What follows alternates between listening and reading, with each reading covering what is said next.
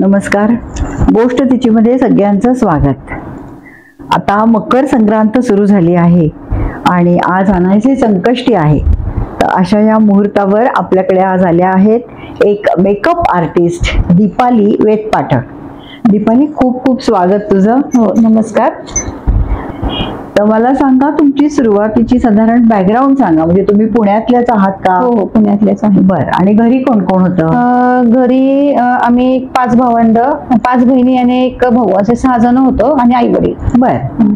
अशी आम्ही फॅमिली होती आमची. आणि वडील काय करत होते? वडील आमचे पुणे जिल्हा शिक्षण मंडळामध्ये जॉबला होते, प्रेसमध्ये. अच्छा. आणि त्याच्यानंतर ना मग आम्ही लहान असतानाच वडील गेले आमचे. हो. त्याच्यानंतर ना मग आम्ही, आमच्या आईने आमचा सगळा सांभाळ केला. पुढे मग आता आम्ही 5 बहिणी, 1 भाऊ. मग त्यांचं सगळं शिक्षण हे सगळं आमच्या आईने केलं. वडिलांच्या जागी आई माझी जॉबला होते प्रेसमध्ये थोड्या दिवस. नंतर ना मग थोडस तिथलं मशिनरी वगैरे वेगळे आल्यानंतर ना मग आईचा जॉब सुटला. त्याच्यानंतर मग आई आणि टिफिन करायला लागली. अरे वा. आम्ही असे जे हॉस्टेलची मुलं आहेत त्यांना आई टिफिन करायची आणि भाऊ टिफिन द्यायला जायचा. बर बर. आणि मोठी बहीण मग आता सगळ्यांचं शिक्षण झालं. मोठी बहीण ससूनला असते, स्टाफ असते. अच्छा. आणि 2 नंबरची BA.D.ED झालेली आहे. मी ब्युटिशियन मेकअप आर्टिस्ट आहे. 4 नंबरची बहीण सुद्धा BA.D.ED झालेली आहे. अरे वा. लॉच्या 2ऱ्या वर्षाला आहे. आणि भाऊ मेकॅनिकल इंजिनियर आहे. आणि एकदम सगळ्यात लहान बहीण ती पण इंजिनियर आहे. नाही, खूपच छान शिकवलंय आईनी. आईंना तुमच्या अगदी नमस्कार सांगा, कारण चेष्टा नाहीये असं एवढं शिक्षण द्यायचं सगळ्यांना वगैरे. आणि मग तुमचं काय झालं पुढे शिक्षणानंतर, किंवा त्यानंतर लग्न झालं का? हा, नंतर मग मी पण एका ठिकाणी जॉबला होते. माझं शिक्षण 10वीच झाले. त्याच्यानंतर मग मी एक PCB असेंब्लीचं कंपनी होती, तिथे मी टेस्टिंग साठी होते. त्याच्यानंतर लग्न झालं. लग्न झाल्यानंतर ना मग छान फॅमिली भेटली इकडची.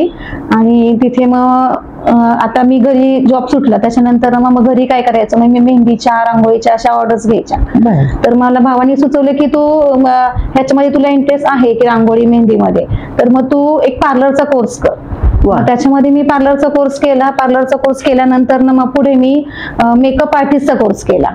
अच्छा. पण मग इकडे सासरी कोण कोण होतं? सासरी आम्ही 2 जण, 2 मुलं, असे 6 जण होतो.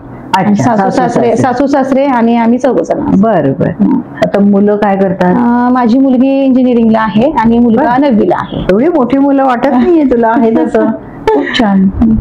आणि मिस्टर काय करतात?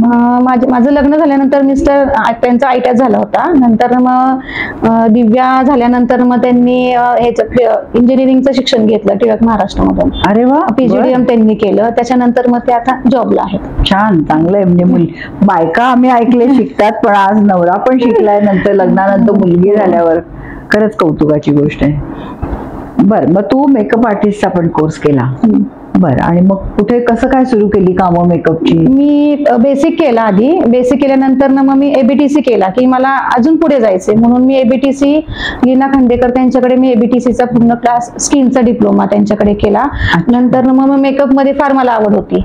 मेकअपचे छोटे मोठे क्लासेस मग मी master class, HD class, Pro HD असे सगळे मी क्लासेस केले. बर. त्याच्यातून मग मी मेकअप आर्टिस्ट झाले. बर. पण मग ही कामाला सुरुवात कुठे केली किंवा कधी केली? मग मी माझं पार्लर, माझे एक फ्रेंड आहेत कर्वेनगरच्या, त्यांच्या पार्लरमध्ये आम्ही 2 जणी मिळून एका ठिकाणी क्लास केला आणि दोघींमध्ये ते पार्लर आम्ही दोघींनी चालू केलं.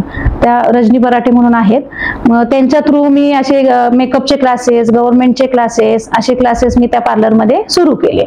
ते पण गव्हर्नमेंटचं ABTC झाला. आणि गव्हर्नमेंटचं सेंटर मला नाशिकच्या एक मॅडम आहेत, निशा मॅडम, त्यांच्या थ्रू मला ते गव्हर्नमेंटचं सेंटर भेटलं की जेणेकरून ज्या गरजू महिला आहेत, ज्यांना जी फी भरण्याची ऐपत नाहीये, अशा महिलांसाठी मी तो क्लासेस घेऊ शकते.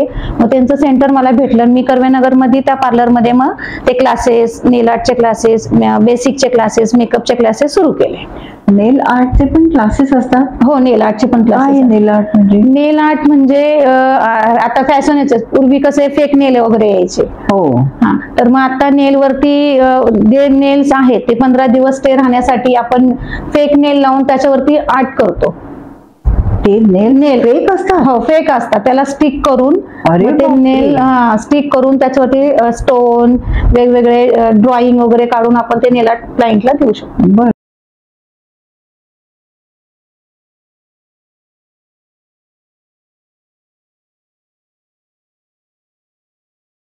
मग याचे पण क्लासेस ह्याचे घेतले? पण मी क्लासेस घेते. बर. आणि मग ह्याच्या फिया काय असायच्या आता मेकअपच्या जे किंवा- गव्हर्नमेंटचं सेंटर जे माझ्याकडे आहे की ज्यांना गरजूंना परवडेल असेल तर त्याची फी आहे 5,000 रुपये आणि त्याच्यामध्ये त्यांना 20 वस्तू पण फ्री मध्ये मिळून जातात. 20 वस्तू हा, 20 वस्तू अरे त्यांना वा, free. चांगलं आहे. 5,000 रुपये खूपच नॉमिनल फी आहे. आणि किती दिवसाचा असतो मग हा? तो 3 महिन्याचा क्लास असतो बेसिकचा. 3 महिन्याचा आहे? 3 बरं. महिन्याचा क्लास असतो. अच्छा, मग बाकी त्याच्यात हेअरस्टाईल वगैरे पण हेअरस्टाईल शिकवतात? त्याच्यामध्ये येते, ब्युटीचं सगळं त्याच्यामध्ये येते.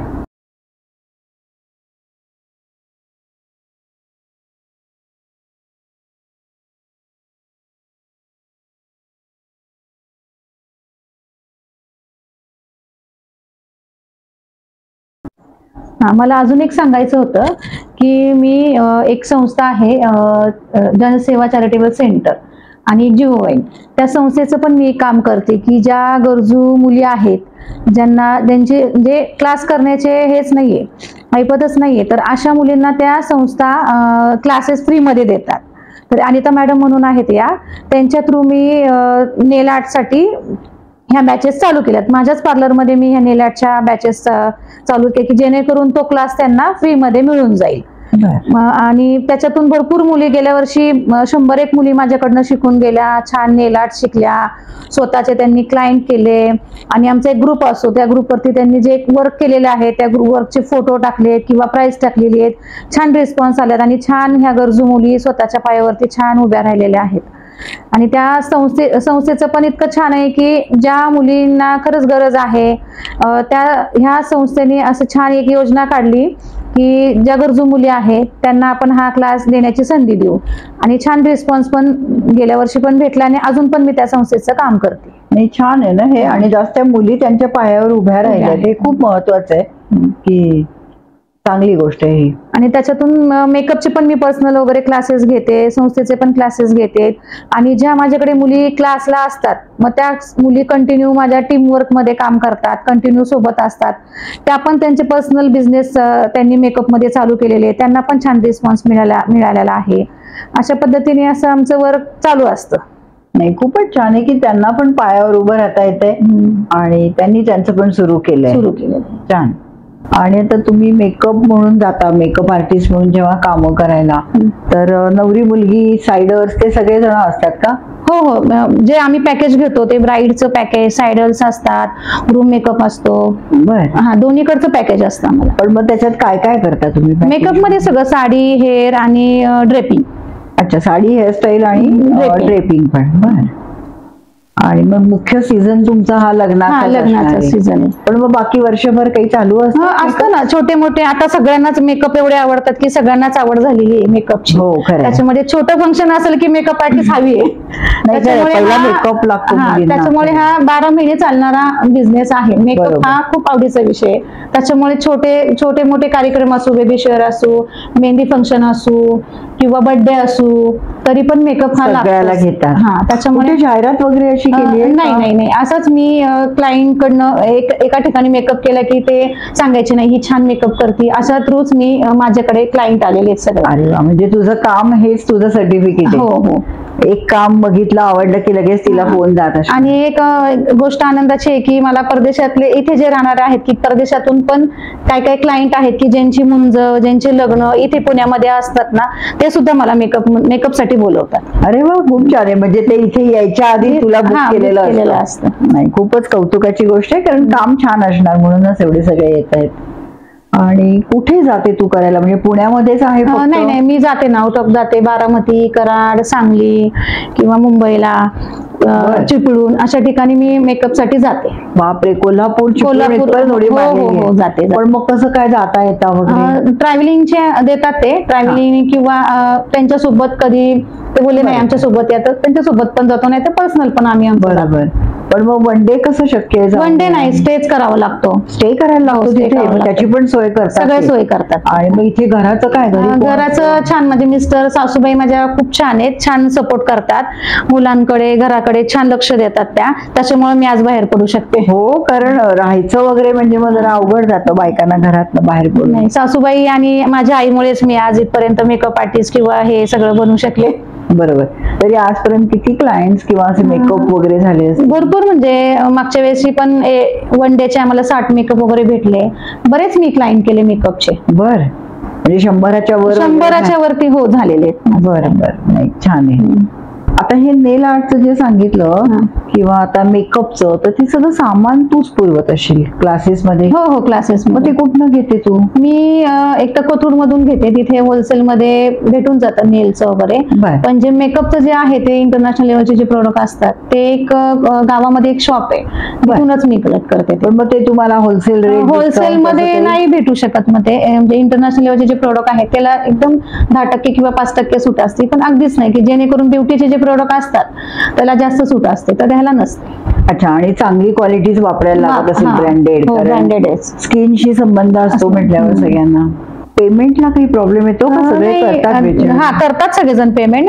थोडंफार प्लस मायनस इकडे तिकडे लेट वगैरे होतो, पण आहे विश्वास. म्हणजे क्लायंट खूप छान आहेत माझे सगळे, त्याच्यामुळे व्यवस्थित पेमेंट देतात. चांगले चांगले. आता ह्याच्याशी रिलेटेड अजून एक गोष्ट लागतेच, म्हणजे ती मेहंदी. तर ते मेहंदी वगैरेचं तुम्ही कसं काय करता? किती जणी आहात? मेहंदीचे आमच्या एक 10 ते 12 जणींचा ग्रुप आहे. मग जिथे आता एका दिवशी जरी 2 ऑर्डर्स असतात तरी इकडे 5 मुली तिकडे 5 मुली असा ग्रुपने मी पाठवते. आणि जे कोण बनवतो ते आम्ही घरीच कोण बनवतो, मेहंदी पावडर, ऑइल वगैरे आणून मग ते कोण बनवूनच आम्ही घेऊन जातो. हो, कारण मेहंदी तर रंगलीच पाहिजे, गॅरंटीच पाहिजे आम्हाला ती. आणि तुमच्या स्किनला पण काही झालं नाही पाहिजे, त्यामुळे तेवढी काळजी घ्यायला लागत असेल.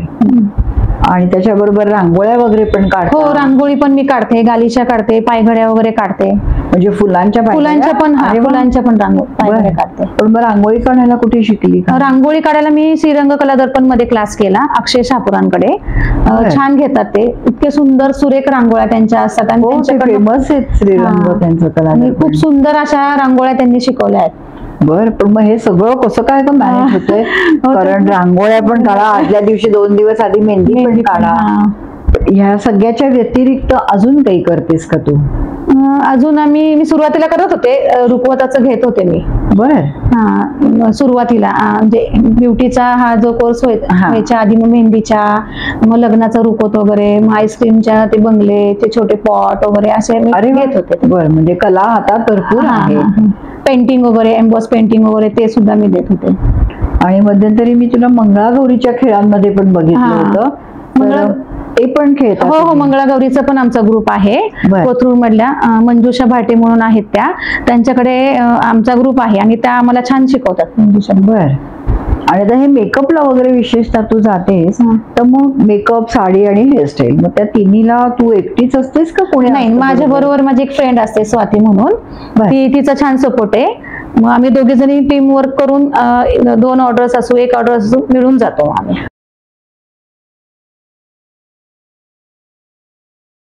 हो, कारण अगं एकटीचं काम नसतं ना सगळं, वन मॅन शो कसं काय होणार अशी आहे. रांगोळी, पायघड्या, मेहंदी, पार्लर, तर हे समजा तू नसतं केलं, या क्षेत्राकडे नसती वळली, तर तुला काय करायला? नाही, माझं म्हणजे माझ्या वडिलांची इच्छा होती की मी पोलीस बनाव, पण वडील लहानपणी गेल्यामुळे त्याच्यामुळे मग पुढचं सगळंच बरोबर. ते छान वाटलं असतं खरं पोलीस म्हणून, पण तू उंच वगैरे आहे त्यामुळे छान दिसली असती. तुझा आता हा जो एक साधारण 14-15 वर्षाचा कालावधी तू सगळं करतेस, तर त्याच्यामधला काही एखादा आनंदी क्षण, आणि ह्याच्यातला तसं नाही, आयुष्यातला सुद्धा काय असं आहे? मला म्हणजे आनंद की माझ्या मुलीचं GPP कॉलेजला, गव्हर्नमेंट कॉलेजला नंबर लागला स्वामींच्या कृपेने, त्यावेळेस मला फार आनंद झाला. इंजिनिअरिंगला नंबर लागला. खूप छान. आणि अजून काही? अजून काही नाही. आणि मेकअप मध्ये जे काम भेटतंय ते स्वामी कृपेने खूप छान भेटतंय, त्यासाठी पण मी खूप हॅपी आहे. आणि ज्या आम्हाला आता क्लायंट वरती एक ऑर्डर झाली की दुसरी ऑर्डर बुक होतीये, की काम छान आहे, क्लायंटला खूप छान काम आवडतंय, त्याच्यामुळे भरपूर कामं भेटून जातात. आणि 1 टाइम आम्ही 60-60 मेकअप केलेले आहेत आणि अजून पण इथून पुढे करतोय. म्हणजे एका ऑर्डर मध्ये 60 मेकअप हो, सायडल मेकअपचे सकाळचे दोन्ही टाइमाचे धरून असे 30 बापरे सायडल्स मिळतात. नाही, खरंच छान आहे. टीम वर्कनी काम करतो मी. अतिशय आनंदाची अशी गोष्ट आहे की माझा मुलगा खूप छान ड्रॉइंग करतो. त्याचं इतकं सुंदर स्केच आहेत ना, म्हणजे इतकं छान, तो आम्हाला पण वाटलं नाही की इतका समर्थ छान ड्रॉइंग करेल म्हणून. आता आपण बघणारच आहोत समर्थनी काढलेली चित्र. म्हणजे खरोखर तो उपजतच सुंदर चित्रकार जन्माला आलाय असं मी म्हणेन. म्हणजे जरी तो शिकला असला तरी किती कुठे शिकलाय तो.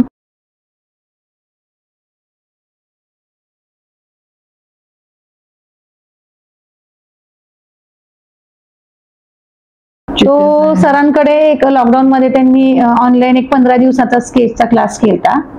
श्रीरंग कला दर्पण कडून. अरे त्यांच्याकडेच बरोबर, छान.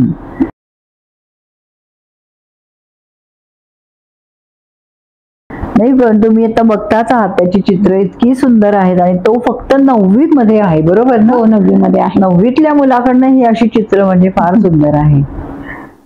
तर तू ऍक्च्युली लहान आहेस वयाने, पण तरी मला असं वाटतं की आपल्या प्रेक्षकांना, नवीन मुलांना काय संदेश देशील?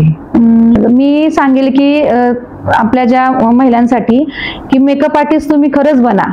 इतका छान त्याच्यामध्ये रिस्पॉन्स पण आहे आणि आवडीने तुम्ही काम करू शकता त्याच्यामध्ये.